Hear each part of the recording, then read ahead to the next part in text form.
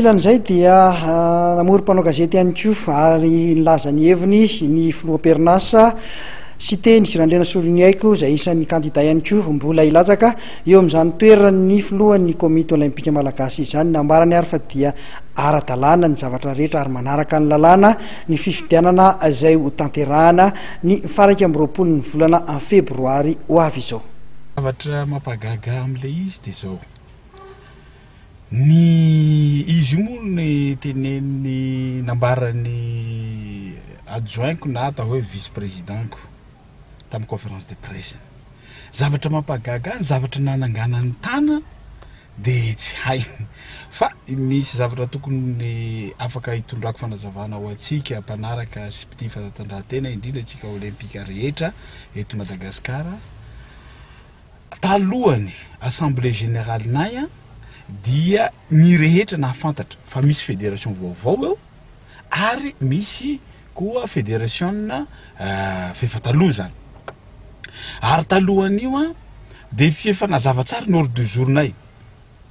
Misy rapport financier, rapport d'activité ary amendement statut. Raha tsy teny fotsiny amendement statut. Izany amendement statut izany ve raha nanana droit de vote ireo fédération ireo dia tsy hanana droit de vote indray izy amin'ny fifidianana. Pagaky zany. Ary zavatra anankitelo ihany no afahantsika miditra ho mpikambana na membre ao amin'ny COM. Voalohany dia tsy maintsy affilié international aloha la fédération. Faharoa tsy maintsy manao demande izy amin'ny comité olympique. Fahatelo validé ny assemblée générale. Fen'ireo fédération reo tanteraka izay fepetra zay. Ka tsisy teny Randriana Soloniaiko tompoko lazy tompoko vavy no anakana ny droit ny fédération olympique. Ary tokony tadiditsika tsara fa ireo fédération nareo dia nanjay anjara tamin'ny Jeux des Îles, nandray anjara tamin'ny championnat d'Afrique. Ary koa ny comité olympique international dia fefa nanampy ireo fédération nareo tamin'ny stage d'entraîneur zay natao taty Madagasikara. Ka tiako ho tenenina ao anatin'izay dia tao anatin'ny appel ary ny tena reto ny fédération vaovao alohana afahantsika miroso ekenareo ve io. Ny ara-nangatana zay fa ekena io nombre io ary tsy indray mandeha fa indroa izahay no nanana an'izany karazana assemblée générale ary nanatsika foana ireo fédération nareo. Ka zay no mampagaga hoe maninona le olona nanana droit ny fidy an'io statut io dia tsy hana droit hifidy ny comité directeur nefa aveo. Zavatra somary hafahafa zany.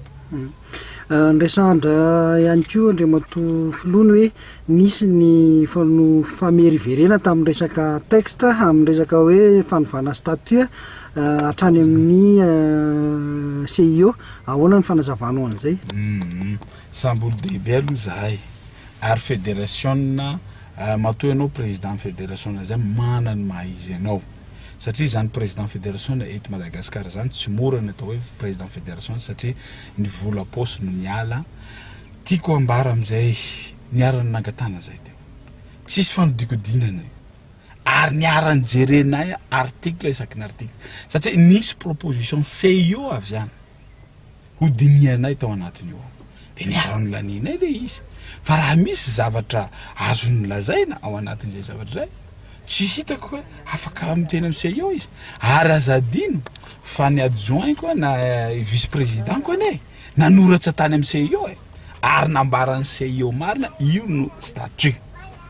Zay ny tena marina ao anatin'izao fa tsy misy statut hafa andeha ilatsahany amin'izao fotoana izao. Fa efa nahazo an'io statut io daholo ny rehetra ary manana an'io statut io koa ny vice-président koa raha diso io statut amin'ny any nomena azy iny dia zay nga zavatra hafa. Fa zavatra fantatro dia zao hoe tena ny laninay rehetra io statut io. Iresaka hoe maninona atao tany Tsoila.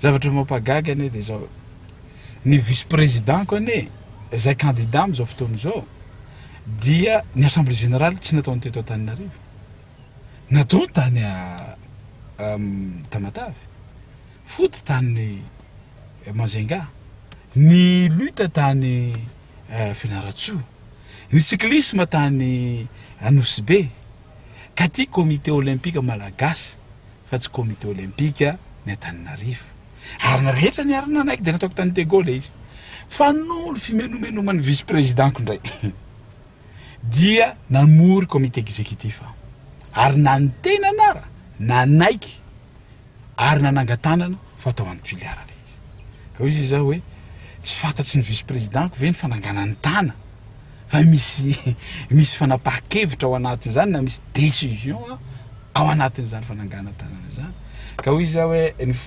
fanaovana an'izy ao Tuiliara de fanapaha-kevitsy na rehetra hanaovana eo any Tuiliara